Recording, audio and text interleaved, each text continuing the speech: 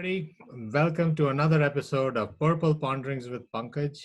And today on our show, we have Mike Gulla from Hippo Insurance. Mike, for all those people who may not be aware of you, you share a little bit about your background. What do you do at Hippo and maybe before? And also one thing which not many people know about you. Not one thing not many people know about me. Wow. I feel like my whole profile is out online already. Again, my name is Michael. I'm the Director of Underwriting here at Hippo. Been with the company, gosh, it's pushing almost 4 years now. It's crazy to think about how much we've grown since the very early days. So I come from the insurance industry. Spent my entire career in insurance. Started off at Enterprise Rent-A-Car many years ago. In the rental management space on the auto side, moved over to property at Nationwide, spent a few years with them in the underwriting space before moving out to California, where I worked for Allstate for a number of years on the insurance homeowners program, and then joined Hippo in late 2016. And now something about myself people don't know. I'm a huge military supporter. So you probably noticed on the shelf behind me, you see a bunch of airplanes and everything else. So huge fan of the Air Force. I had a great uncle who was actually an electrical engineer for the Grumman Corporation, worked on some NASA projects, the B-2 bomber, that's that stealth fighter behind me and such. So many people who know me personally know that I have a passion for military things, but those who don't know will. Got it. Now that's a pretty interesting tidbit about you, because I see this book which says fighters right behind you now, so I can see the connections, which is great. So, Mike, let's get going. I mean, you've got this interesting background, rental cars, but then you did get into the insurance world, and with insurance, for a lot of the people who may not know, to me it was one of those early insurtech kind of a play, right, where they pushed the boundaries a little bit earlier and then got bought by Allstate for the success that they had. And then you have Hippo. So, you've been there for 4 years. I think you were one of the very early employees at Hippo. So you kind of you got in the ground floor, and that building is stacking up very nicely. So tell me a little bit about sort of that experience, right? And, how that has, what keeps you going even after 4 years at Hippo? Yeah, I'll take it back a little bit further, right? I mean, I've had the opportunity to work for some great insurance companies in the U.S. and even going all the way back to Enterprise Rent-A-Car is a great company to launch your career, right? And actually understand how business works at a privately held company. Then I spent years with Nationwide working for a mutual company, which is a whole different environment, and then going to Allstate, which is, more of a corporate and a publicly traded company, and then coming to work with a soft at Hippo. Very early stage, right? When I joined the company, we had just closed the Series A rounds. There was 8 employees at the company when I joined. We had no product. I was the very first hire at Hippo that had any insurance background or insurance knowledge. But Asaf had a pretty incredible vision about what he felt we could do to the home insurance space, right? And not necessarily disruption in home insurance, right? Everybody talks about insurtech and this whole disruption. It's not really what it is, right? We're modernizing the home insurance experience through technology, through systems, through supporting our customers, and trying to create a different type of experience around insurance. Insurance has been around for hundreds of years, right? I mean, it's not going anywhere. It's a great business. It's a great industry. It's worked really well and does some things very well. But technology has really come a long way in the last 15 years. And insurance is one of those industries that just hasn't learned to utilize it yet. And that's been a big focus for us. So I've had a unique opportunity and experience to take my past working in traditional underwriting roles, portfolio management, talking to customers, understanding the needs in the marketplace, working through some pretty major catastrophes that have hit the US over the last 15 years, and kind of encompassing all of that now into an insurtech mindset of putting the customer at the forefront, making sure that their needs are met, and using technology to help push that along. Got it. And based on just what you said, one quick follow-on question, right? So you've been in the large companies like Nationwide, et cetera, and you talk about the use and adoption of modern technology to advance the business capabilities. I wanted to ask you about this observation I have, is that we know that it's hard for these legacy incumbent carriers to use some of these modern technologies at a pace which really brings a lot of benefit to their end customers versus the insurtechs like Hippo, and there are others too, right? Root and Next and Kin and Lemonade, and all of you guys sort of started technology first, right, to solve that same problem. Why is it that more and more, like I just see this digital MGA route, as I call it, right? People launch and sort of go down that path versus an incumbent really just coming out with a new way, of just selling the same product to the end customer. Why do you see still that, that difference? Yeah, well, I mean, if you think about just the sheer size and magnitude, right? Like take Hippo and Allstate, for example, right? When I started at Hippo, we had no customers. We had no policy management system. We really had no contract. We had no nothing, right? So we got to start from scratch, right? So imagine, I'll give a sports analogy. Imagine a NASCAR team that's getting to start from scratch to build the car with all the latest technologies, with everything that they want. And they get to start from the very first part at zero, right? And then you take one of the incumbent carriers and you hand them, they start with a 1957 Chevy and they have to turn it into a 2020, sports car, right? It's much harder to start at a different point like that and backtrack through, the legacy environments of systems that they have. They've become very compartmentalized around the country, not necessarily intentionally, but the way these organizations have traditionally been, structured, and I've seen this because I've worked in various regions in these various companies, they get very compartmentalized around the US. So it's not just one person's decision that's going to necessarily impact all the way down, right? You may test it in one part of the country and it works great, but then you may have another region that can't make the same leaps and bounds. The customer policy types are different. They have a lot more products to move over. But the big thing is the investment piece, right? They have to be willing to invest. They have to be willing to be open-minded about innovation and technology and how it can impact the industry. You have to start somewhere. And that's the piece that I've traditionally seen a lot of the incumbents struggle with is they talk about wanting to do it. They talk about AI. They talk about machine learning. They talk about IoT. But it's very disruptive on their business model for them to start to launch these things and implement these things. And especially when you have, in-house talent who's been at the company for a long time that may not be incentivized to push these things along because everything has been status quo for so long. They're just comfortable with what they're doing, right? And that's the difference. You have a lot of people who have left these companies, myself included, to go and work for innovative tech startups who are actually thinking outside the box, pushing this stuff along. We work with regulators on a regular basis. I've worked with the NAIC on a regular basis. The regulators are getting to the point where they're getting a lot more comfortable and understand where this is going. They've invested more money than some of the insurance carriers have invested into technology.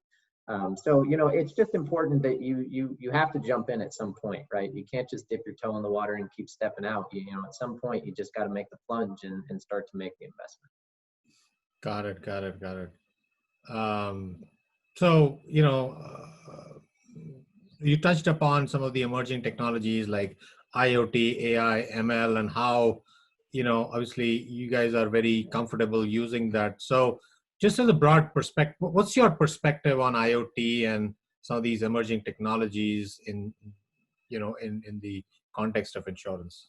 Yeah, so from our perspective, and I'll say this more on a personal level as well, is it's a consumer benefit, right? It's meant for a consumer good around insurance. Ultimately, from my point of view, I think that it's going to drive down costs significantly across the insurance marketplace, whether it be in catastrophe zones, non-catastrophe zones. The technology that's going into homes has an amazing opportunity to kind of reshape and reformulate the homeowners market, similar to what's happened to auto over the last 10 or 15 years. I've been on many panels and many discussions where I've made this analogy around, the auto market compared to the home market. If you think of what a car was like 15 or 20 years ago versus what a car is like now, right? The auto industry got to this point where they were like, the heck with the driver, right? I'm not going to worry about the way the person drives the car. I'm going to worry about the car and how I can have the car protect the driver. So now you have all these sensors that will keep you in your lane. If you fall asleep at the wheel, it wakes you up. If you go to get in the next lane and there's a car, it gives you a warning. Like all these different things that the car now does. It's the same philosophy with the home, right? We're making all these upgrades through IoT so that the home can tell the human what's going on with the house versus the other way around. And that's the piece that's really going to revolutionize home insurance. And it's becoming more of a, at the forefront now with COVID-19, right? A lot of this time and effort that's been spent on auto, nobody's driving cars, right? There's people still on the roads, but it's not like it was, a year ago right now. So it's allowed a little bit more investment in the homeowner space. People are starting to talk about it a little bit more. You notice conversations like the one we're having right now are popping up, online. So I'm excited to see where this is going to get to. It's the right time. If we could get some of the bigger players to start invest in this technology, it's a really huge consumer benefit. And the regulators, I think, are going to be more and more comfortable with it, because if it's used in a way that you're driving adoption within the industry to help drive down pricing, like those are the things that the consumers want and that the regulators are actually for. Same thing with machine learning and AI. We've implemented those technologies a lot more for the consumer benefit than a Hippo benefit, right? It's really to help customers answer questions they don't usually know. Streamline the onboarding process so they're not spending an hour online filling out an application that they don't know answers to. From a legal and compliance perspective, making sure that applications are accurate, and if things got left blank or were missed, you can really help guide a customer down a path of a product that's very confusing that they don't really understand. And there's ways to leverage those, with a lot of the emerging technologies that are out there. Got it. That's very interesting. Yeah, and you're right that, like the way you just described, right, which is the home protected and the homeowner, is just sort of such a different way to look at that whole paradigm, right, in terms of what insurance is all about. And that's the ultimate, right? So sometimes I go back to these science fiction kind of movies and serials, and I remember Minority Report, and I think there's one more movie where they're talking about all these, gizmos which are available, and you just, press a few buttons, and suddenly you have some defense mechanisms that spring up, and maybe a day will come, right, back to your point and your vision, that we're able to design these apartments where people live in, where even if the homeowner themselves become a threat to themselves, like the home or the property could prevent or at least alert a few other people to intervene and take action, right? So that's a pretty powerful vision. That's pretty interesting.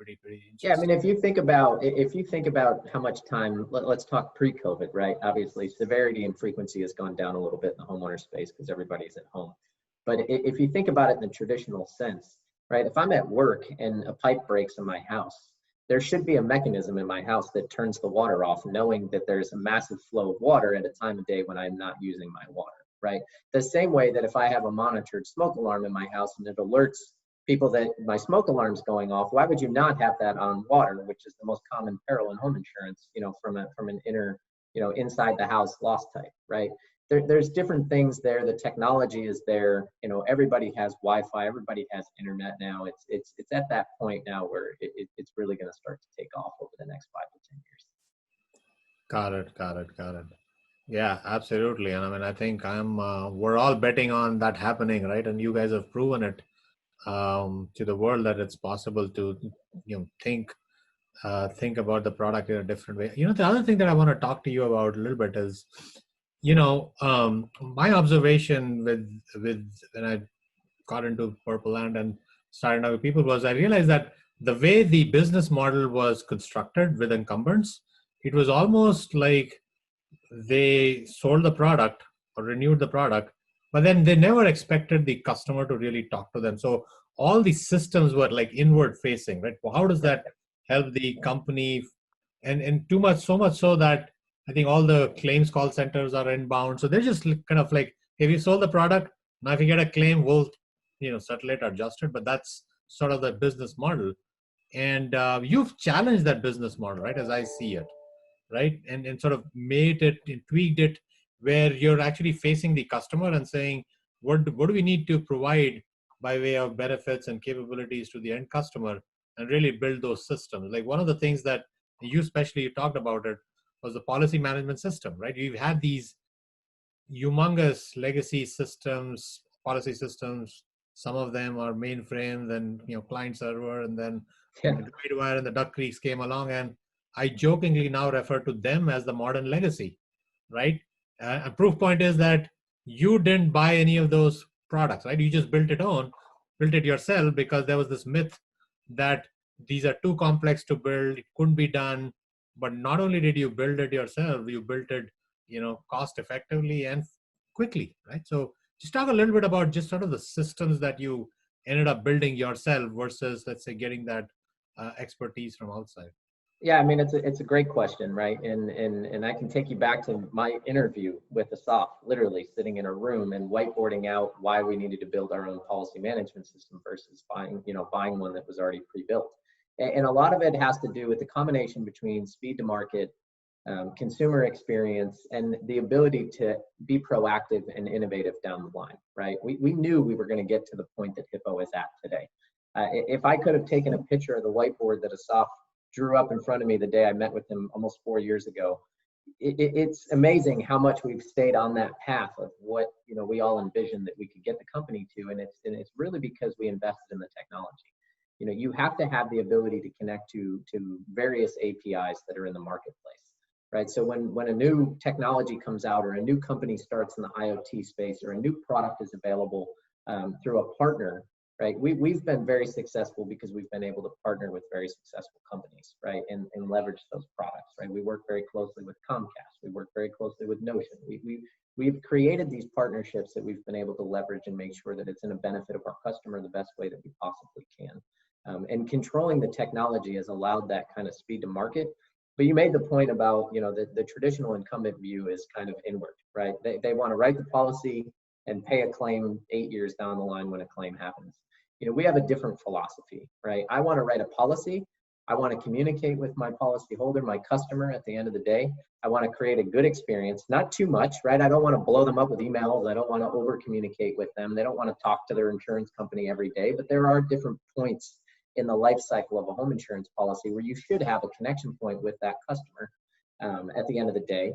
And then I want to be there if they have a claim and make sure that we're there to pay that claim. But even better, I want to be there to prevent that claim. And that's what we're looking to do with Hippo is how do you prevent the loss from happening in the first place? How do you educate that customer on what they need to think about, how they can mitigate loss, what they can do to protect their home? The same way they think to get their oil changed in their car every couple of months and get their tires rotated in their car every couple of months and replace their brakes. There's no different with a house, right? And they spend, usually 5 to 10 times as much on their house, and they put in, 5 to 10 times less money to keep it maintained than they do their car. So it's really important to have that balance, have that communication, and truly try to create, a long-term, long-standing relationship with your end-of-day customer.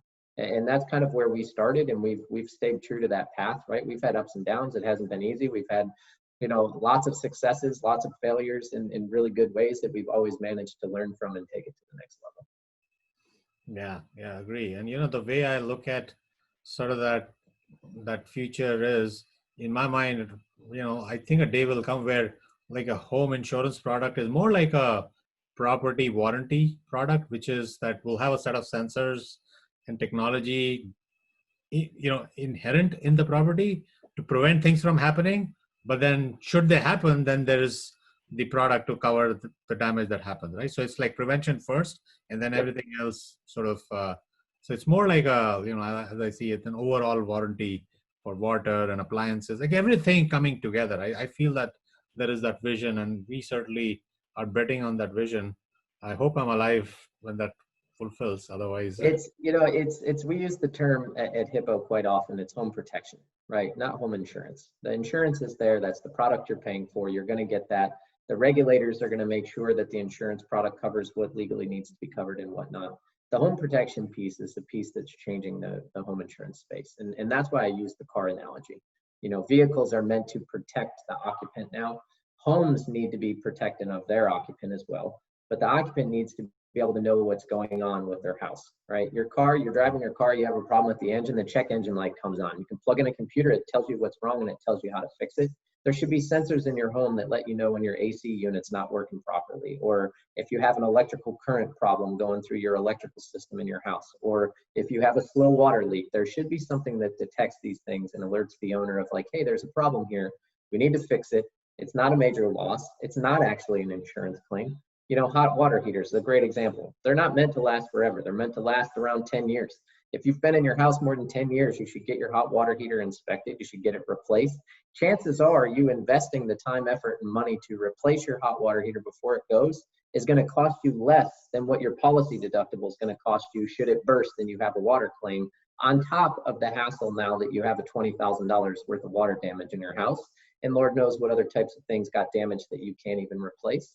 So that's where the education and consumer experience comes into play, of making sure that people know what their risks are in their house and how they can protect themselves. We try to provide tools to allow the customer to do that through our process. Got it. Absolutely. So, we talked about IoT and you shared a great perspective. But if I look at overall in the industry, right, the IoT adoption, and I'm just talking about broadly in the industry, not just from a Hippo's perspective, you guys have been forefront with it, but broadly in the industry, it's still not gone mainstream, right? It's taking its time. If I were to ask you, to tell me one thing that you could change that would improve the adoption of this technology, make it mainstream, what would that be and why?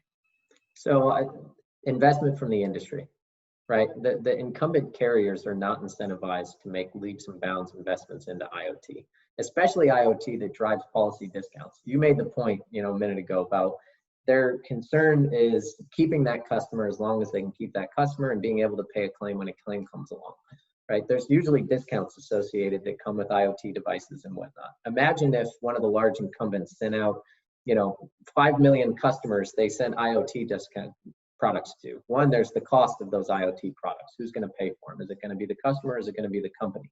So who's going to subsidize the cost? That's a large amount of money for a company that big. If that was not built into their model when they launched their products way back when, which obviously it wasn't.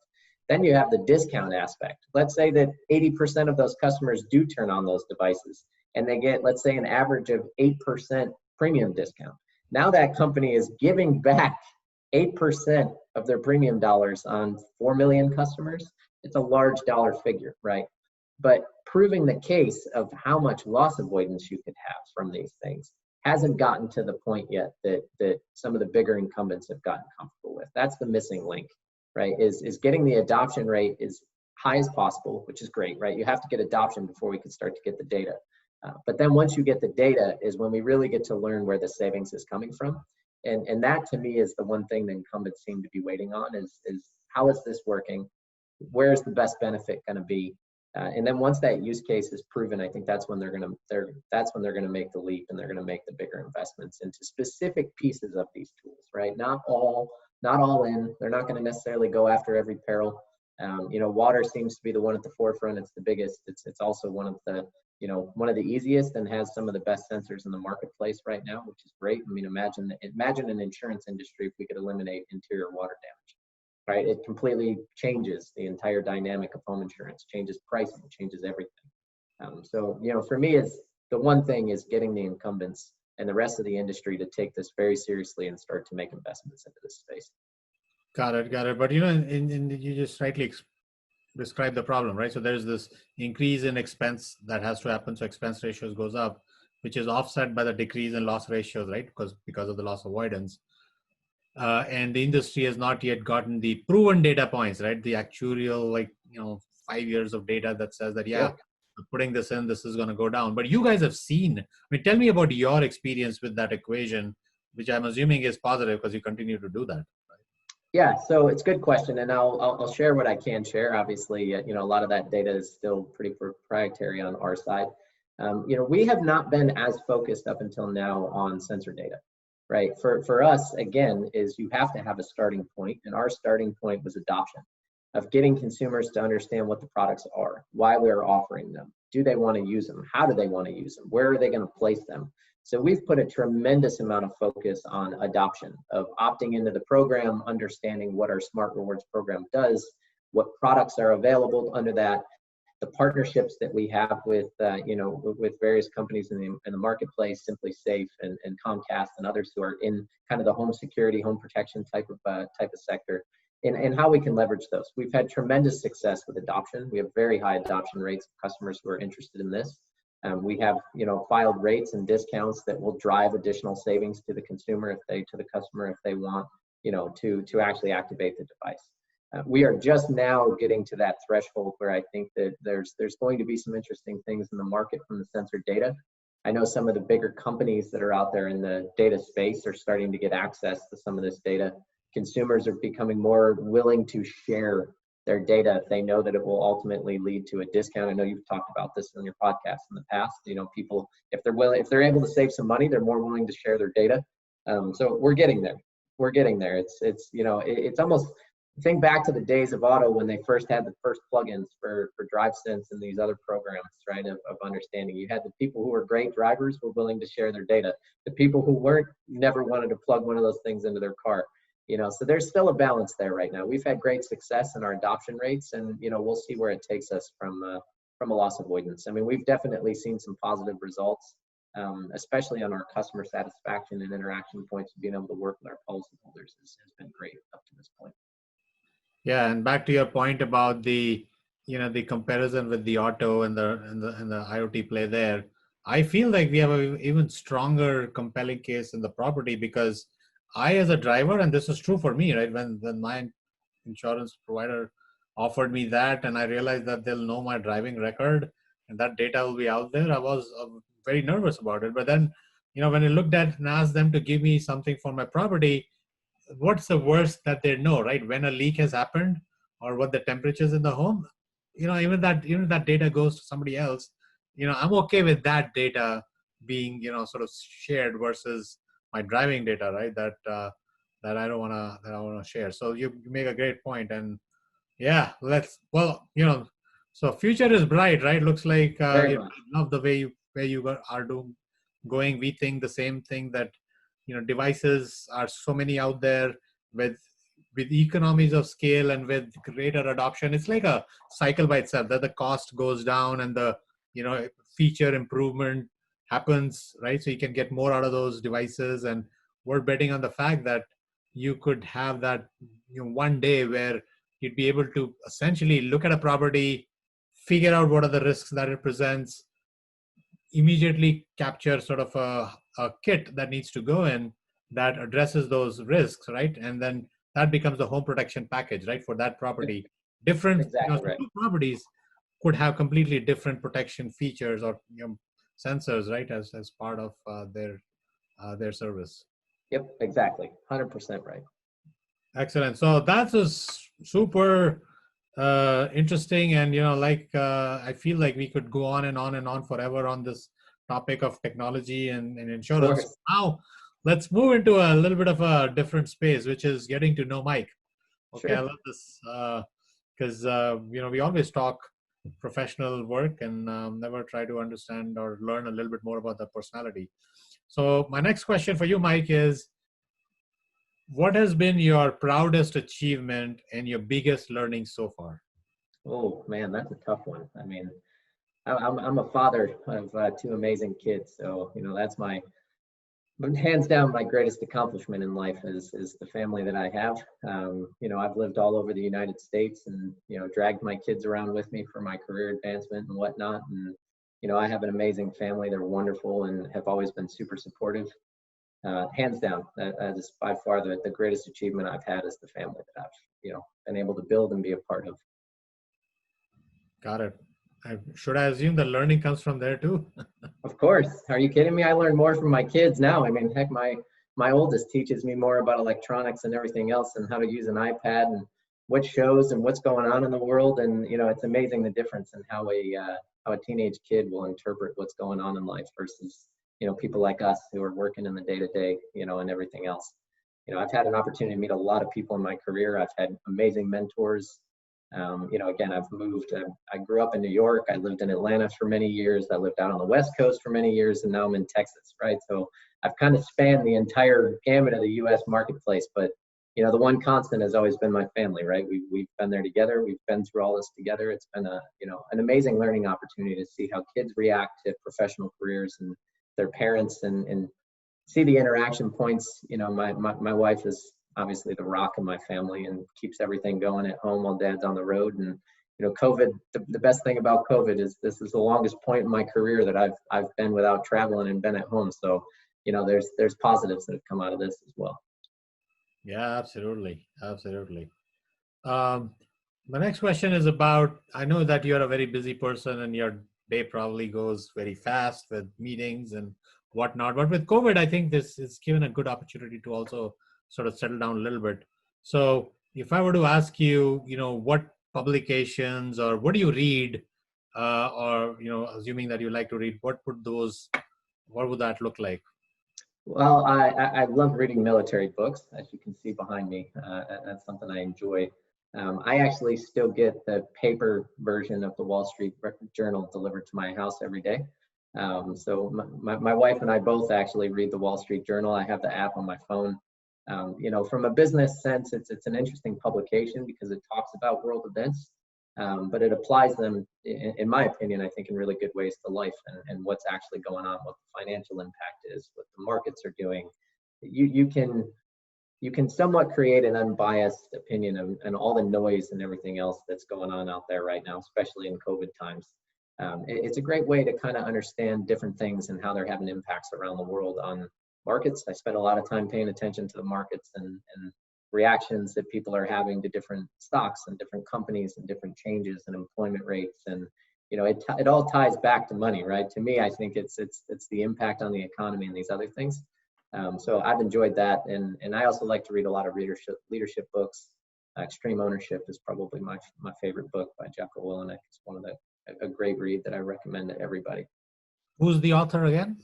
Jocko Willink. He's a retired Navy SEAL and has some amazing leadership experience, obviously controlling and running a unit in Iraq during the war there. And it's amazing how much, that the military knowledge and the things that are taught in the military, can apply to business sense. And I say that working for, a company that's founded by two Israeli entrepreneurs and lots of Israeli military experience at Hippo, but it's a unique business perspective that you get from people who've had, military experience. Got it. I was going to ask, you said you follow the markets. I was going to ask you if you can explain why the markets are where they are. Yeah, that's a tough one, man. Yeah. It's a tough one. I could be making a lot more money than I'm making now if I could answer that question. It's one of those things. I'm glad the markets are where they're at. It's a combination, in my opinion. I think some of the stop gaps that were put in during the Great Recession worked and helped allow the Fed to keep things propped up when it got really bad a few months ago, right? We saw some massive swings, which at many points in history, as swings that large could have had a drastic impact on the economy. I'm still a bit surprised. There's a lot of floating going on right now, it seems like, of things that are a lot higher than they should be. So you don't know where it's going to end. It's an election year. There's lots of craziness can happen, but I'm still pretty confident in the markets. It's the investments there. There's a lot of unique investment. There's a lot of money coming into the stock market right now from your kind of day trading investors who can't bet on sports and can't do these other things, so they're trying their hand at stocks, which has helped a little bit in the sense of keeping money flowing in. But we'll see. Let's reconnect on this podcast 12 months from now and let's see where everything's at. Yeah, we'll do. The next question is, who would you like to hear from on this podcast, right? Or who are the kind of people that you like to hear from? Because I generally take that as an input and go for finding the guests, right? Yeah, for sure. I would love a balance of tech and insurance, right? I laugh all the time. Insurance and technology, InsurTech, right? They're two different things, have two different meanings, but they work very, very well together if you know how to make that connection. Hearing from some of the senior leaders at some of the incumbents would be interesting, right? I've not heard very many talk about the subjects that we talked about today and really get their perspective of, what is the holdup as they see it, right? I can say what my opinion is, right, of having worked at some of those companies, but I wasn't in board meetings. I wasn't in executive meetings, from the top down in the C-suite and the decisions that are made and the investments that are made from a financial aspect. So it's good to get their perspective and understand kind of what they're seeing. I would also love to get some NAIC or regulators on here and hear their thoughts on AI and machine learning, InsurTech, the changes that are coming, the IoT space. We've heard so much talk about anti-rebating laws and inducement laws and all these different things that have impacted the industry for a long time. that have prevented a lot of these technologies from making it into the hands of consumers just because of the cost aspect. It's been good to get their perspective, and then obviously continue to bring on some insurtech professionals like myself. I always like listening and understanding what the competition's up to. Got it. That's a good one. That's the second time I've heard that. So I'm going to go after and get some regulators or NAIC people, because that would be fun, right? So we'll It would be. It would be. All right. So now we get to the last part of the podcast, and I have a series of I'll give you two choices. It is a rapid fire round, Mike, and you'd have to pick one, and you have to tell me why. All right, go for it. All right. So, baseball or football? Baseball. Baseball. I grew up playing baseball. I grew up in upstate New York. Baseball and hockey are my sports. I've never been to a professional football game. I've never been a huge football fan. Baseball is it. Got it. Golf or tennis? Golf. I'm a avid golfer. I've always been a big golf fan. I love the sport. It's a great way to get out in nature, spend some time with friends, hang out, and enjoy myself. You and I have that in common. We got to do that, right? So Absolutely, would love to, man. Next time you're in Austin, there's plenty of great places. Yeah, we got to do that. All right. Paper books or ebooks? Combination. I like them both. It just depends on the mood I'm in. I obviously have a lot of paper books. I love them, but I've switched to ebooks just because life at Hippo has made it much easier. I can put a book on 2x speed and get it in much faster than I can reading. But now that I don't have plain time to read a paper book, it's mainly ebooks. Got it. Iron Man or Captain America? Ooh. America. Why? I can't go against Captain America with the flags and the fighter jets and everything else I have around my office. It's got to be Captain America. Got it. World CrossFit Games or Ironman? CrossFit. Are you I don't know why. I don't have a reason for that. I think CrossFit just sounds more of a kind of all-encompassing, going after multiple things. So, favorite vacation spot, Iceland or Hawaii? Never been to either. If I had the choice right now, I would choose Iceland. Iceland was actually on our summer list for this summer, and that got axed with COVID. So, the thing about Iceland is you got to go there in winter. I went there in winter, right around the New Year time. That's when you see the northern lights. You miss that in the summer. So, Iceland is on the list. Iceland's on the list. Hawaii is on the list as well, especially now that Southwest flies there. But unfortunately, can't get into Hawaii right now. Got it. And finally, Scarlett Johansson or Salma Hayek? Nicole Gulla, my wife. Well, she better see this podcast then, because you're gonna earn a ton of brownie points that you can use to go out golfing maybe twice a week instead of. You probably can hear me from the other room, but I've always been one of those people that my wife and I have been together since high school, so and anybody that knows me that sees this on a personal level probably knows how much I talk about my wife and kids almost to a painstakingly point for some people, I think. So I've never been enamored by the Hollywood glam. There's a lot of amazing things that a lot of amazing people do, and especially being somebody who cares about the military and kind of what those people go through and what they've done for our country. There's a lot of people out there who should be famous that aren't famous. So that's always an interesting question when people ask that. I like it. Got it. Cool. The thing I didn't say was as an actress, right? So I'm just saying that you have to. All right. But that's okay. I got your answer. I think we'll keep it for that. But it's amazing how I have got the reactions that I've had people say, "Hey, I'm a married man, so it has to be my wife." And okay. No, I hear you. I will tell you from that aspect. I will tell you that Scarlett Johansson is somebody who actually spends a lot of time with the U.S. military and has gone overseas and met with our troops. I have actually have a friend who's a pilot in the Air Force who has met her on a couple of different occasions overseas when she's been doing USO tours and other stuff. So, there's that. Excellent. Well, with that, we come to an end. Before we wrap up, Mike, are there any final words you want to tell our audience? No, I appreciate you having me on. It's always a pleasure catching up with you. I like what you're doing. I know you are somebody who's trying to lead the charge in the IoT space and the tech space. It's got to have a loud voice. You got to show up at a lot of conferences and a lot of different things. So I know your travel schedule has been a lot better since COVID, just like mine has. I know we've seen each other more, I think, in the last 12 months. And I saw my family at one point. I felt like I was seeing you more. So it's always a pleasure to be on. These are great topics. I like your podcast. I encourage people to watch and hope that some people get a chance to watch this one. Fantastic. Absolutely. Well, on that note, we'll wrap up this episode of Purple Ponderings with Pankaj, and we'll be back very soon with another guest on this show. Till then, bye-bye. Take care. Thank you. Thank you.